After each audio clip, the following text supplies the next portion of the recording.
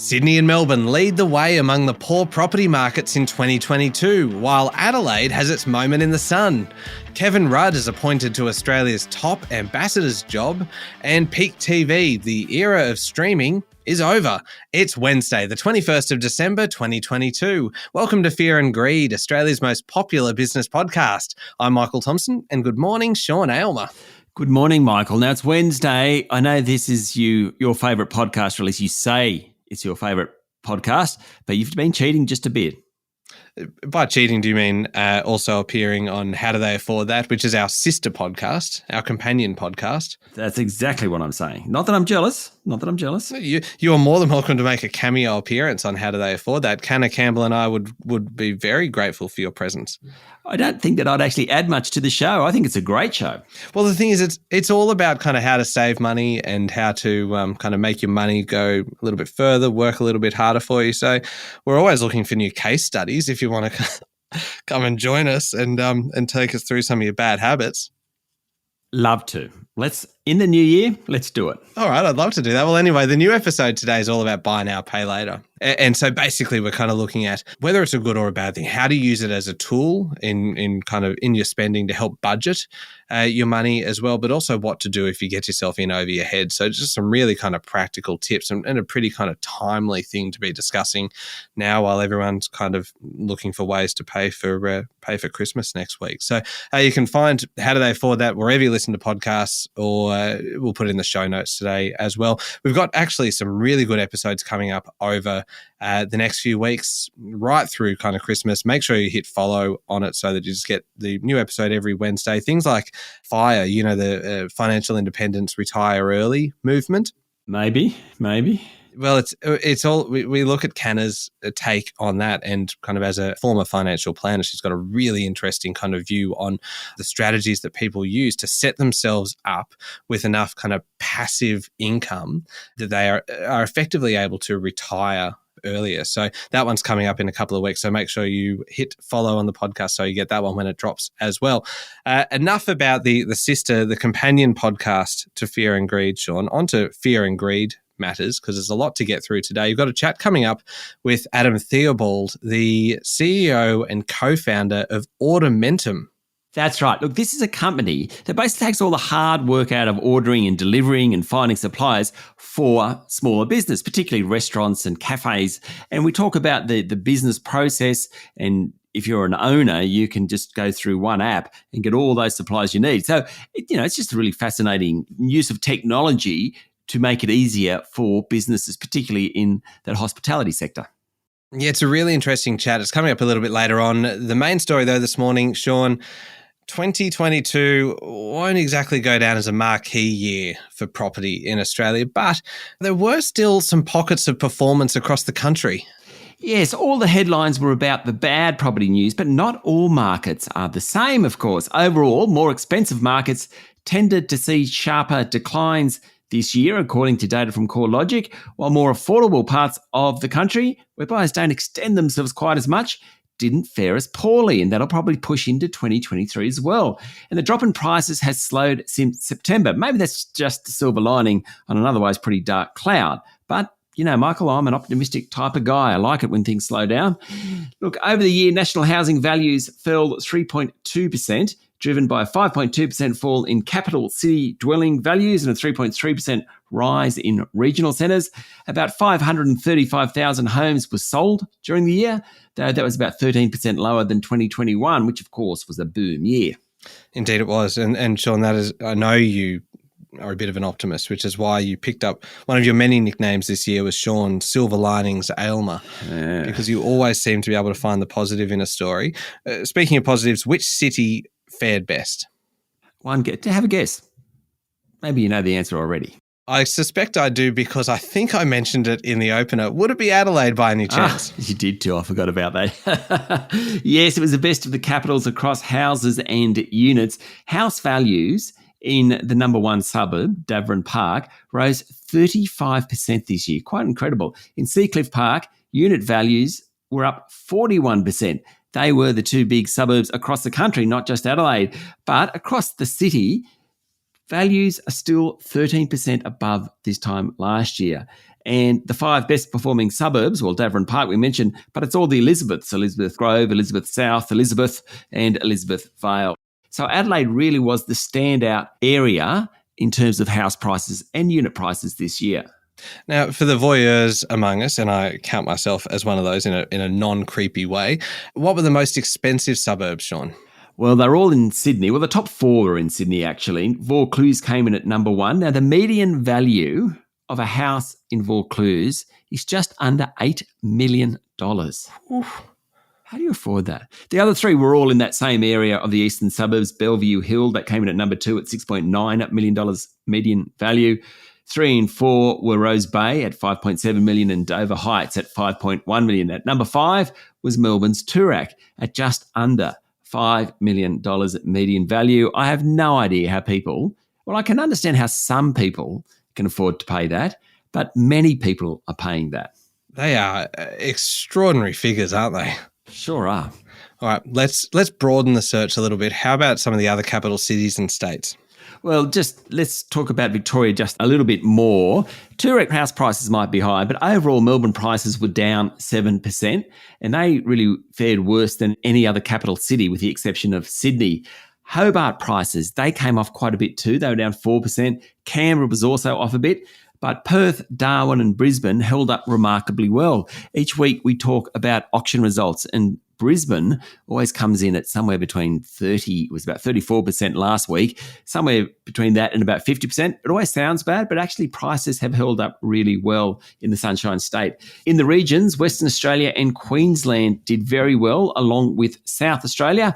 Not so good in other parts of the country. All right. Well, that's all very good, but it's also kind of behind us a little bit now, Sean. What's next? What's the forecast like for 2023? Well, if I was to wrap up what market watchers are saying, it's that higher interest rates will really kick on. People with low fixed rate mortgages will start to roll off those lower rates that they're paying and start paying higher rates. Cost of living pressures will hurt, and the outlook isn't so good as a result. Most economists, even the optimistic economists, think there's still a way to go before property prices level out. Many, AMP Shane Oliver is an example, former ANZ chief economist Warren Hogan is another, reckon there's a long way to go.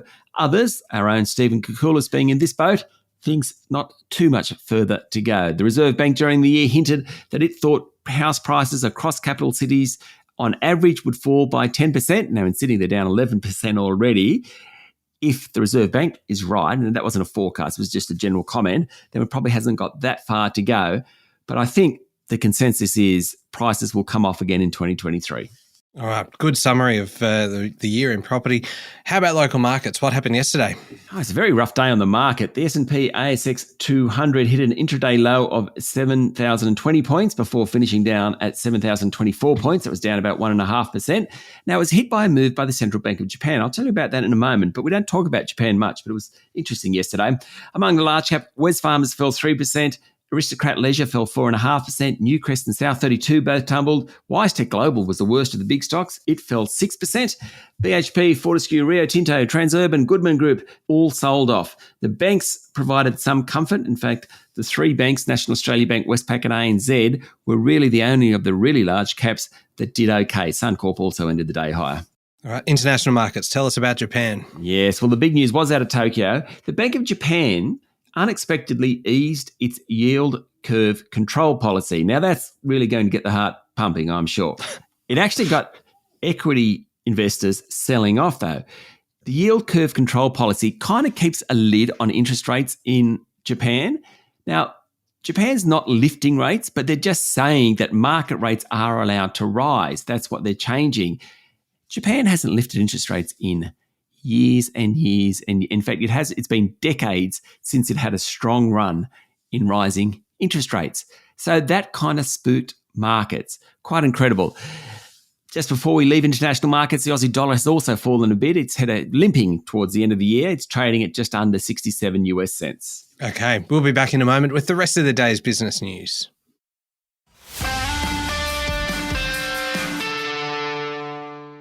Sean, the Reserve Bank Board considered pausing the official interest rate and also the option of raising rates by 50 basis points at its final meeting for 2022.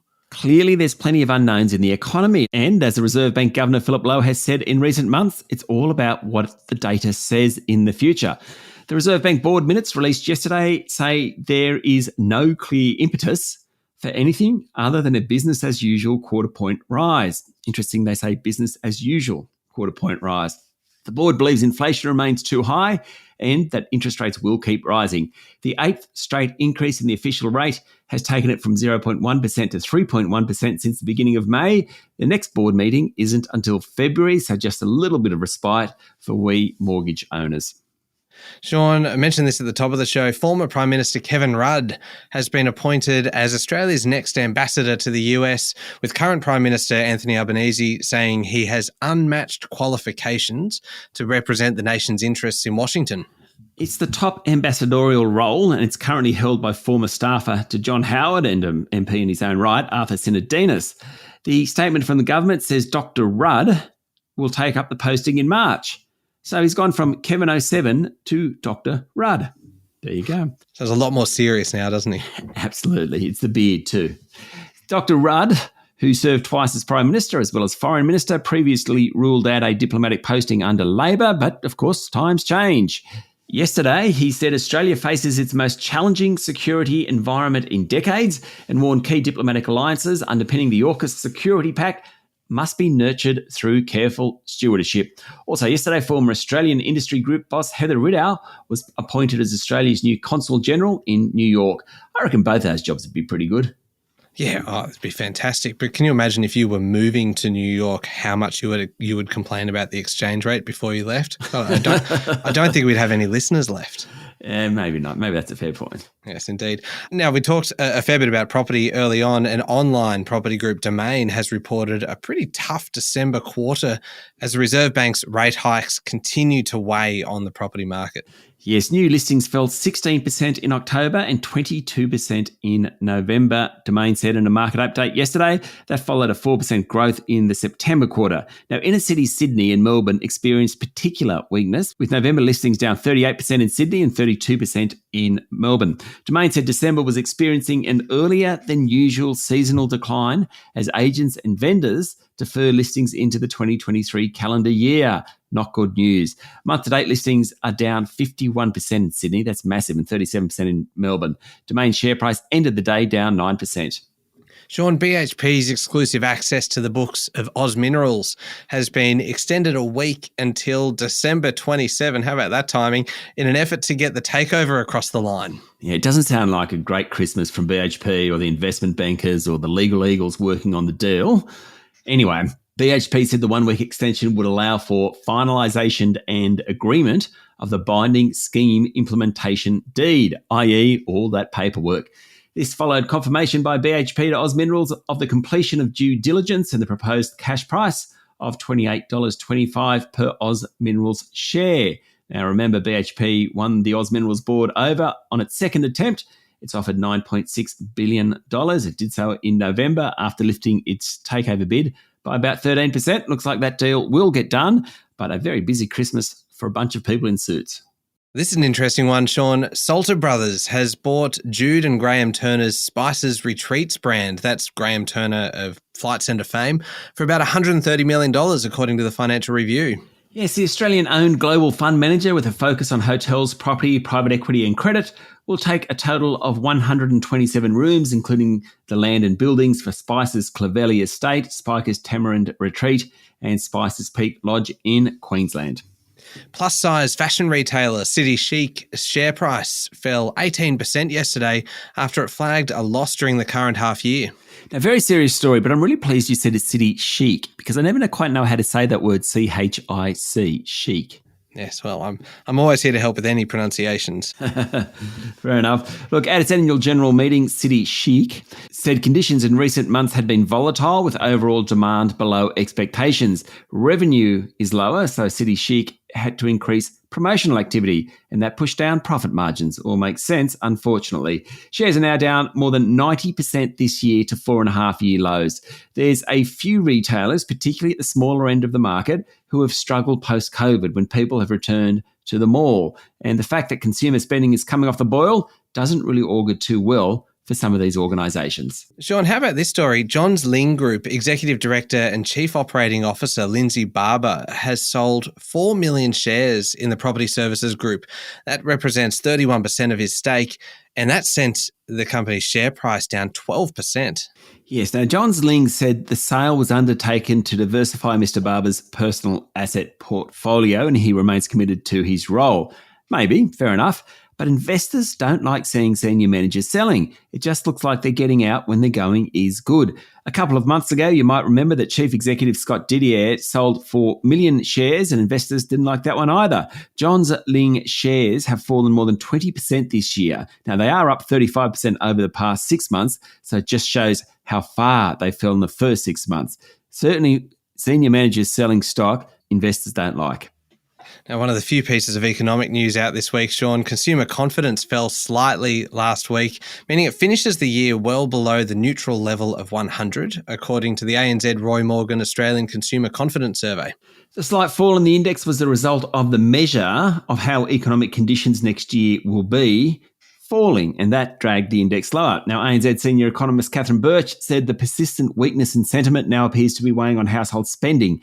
She added that ANZ observed data suggests spending lost momentum early in the holiday season, which could signal the beginning of a cyclical downturn. Okay, moving on to overseas news now, and the Congressional Committee probing last year's violent attack on the US Capitol has voted to recommend that the US Department of Justice pursue criminal charges against former President Donald Trump for his role in the failed insurrection. Yes, during its final public hearing on Monday, the bipartisan 9-member panel unanimously said Trump should be prosecuted for assisting the insurrection, obstructing an official government proceeding, conspiring to defraud the US, and knowingly making false statements to authorities. According to the Financial Times, the congressional panel's final proceedings and recommendations are likely to deepen Trump's legal woes as he mounts a new bid for the White House. The Justice Department, where Special Counsel Jack Smith has taken over the federal investigations of the former president, will make the final decision on whether to indict him.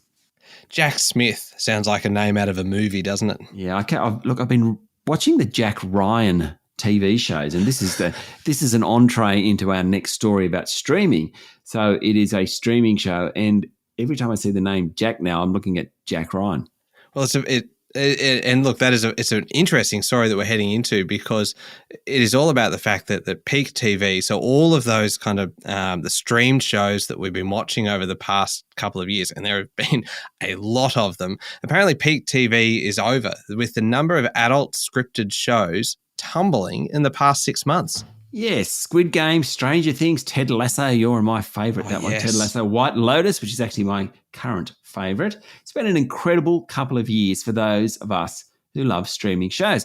I'm going to say, Jackie and I, at the end of the day, we tend to watch something. It's just how we relax. We sit there, have a cup of tea and watch something. It's great. But, Michael, according to a report in the New York Times, Peak TV has peaked.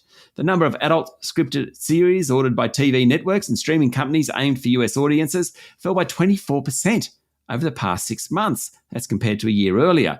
And that's according to research firm Ampere Analysis. Compared with 2019, it's a 40% drop. Why? Well, it's all about the business side. Media companies are struggling. They're cutting costs. Programs are expensive to make. Hence, they're getting rid of shows. The share price of the industry giant Netflix tumbled earlier in the year when it said it had lost subscribers for the first time.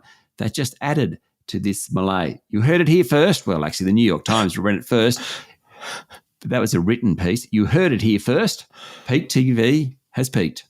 I love how we are now claiming New York Times stories as Fear and Greed exclusives. It's a bit rough, isn't it? Yeah. That's right. Hey, maybe if they hear it, then we'll get in trouble. But if not, let's just continue to claim them all. Speaking of Ted Lasso, Sean, the Christmas episode of Ted Lasso, it's in season 2, has become one of our kind of Christmas staples now. We will watch it probably every year for the rest of time. One of my favourite Christmas shows that I do watch all the time it's an Australian show called A Very Moody Christmas. Have you seen it? Yes. Actually, I think it might just be A Moody Christmas. Yes. Once a year I watch that show. It is hilarious. Oh, it's very good. We start watching everything Christmas related, movies, TV shows, etc., about the last week of November. So we become very, very Christmassy. We have a lot of Christmas decorations, a lot of lights up at our house.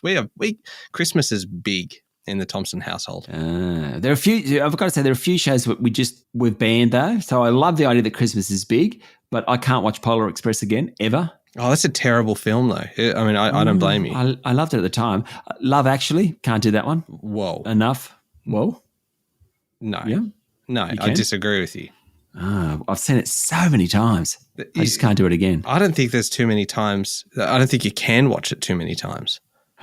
What's the day? The 21st, 4 days. Okay, see how we go. All right, squeeze it in. You will not regret it. But before you go and watch Love Actually, listen to the Fear and Greed Daily interview, which comes up next. Adam Theobald, CEO and co-founder of Automentum.